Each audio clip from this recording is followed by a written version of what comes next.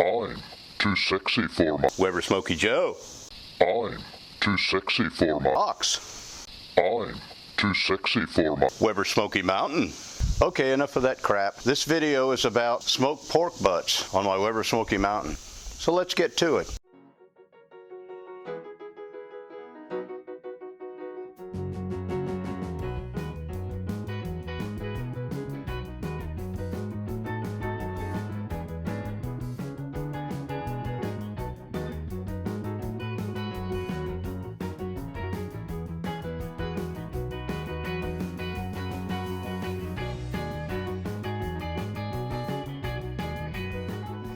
Here we go, folks.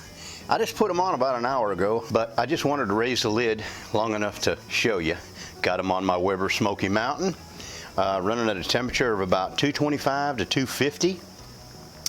And I'm using my meat stick right here, but I only have one meat stick, so I got the manual thermometer in this one. So I'll keep you guys posted.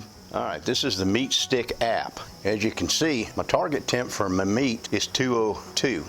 Right now it's setting, or that one is setting at 75 degrees. The ambient temperature is 266. Okay, that's good.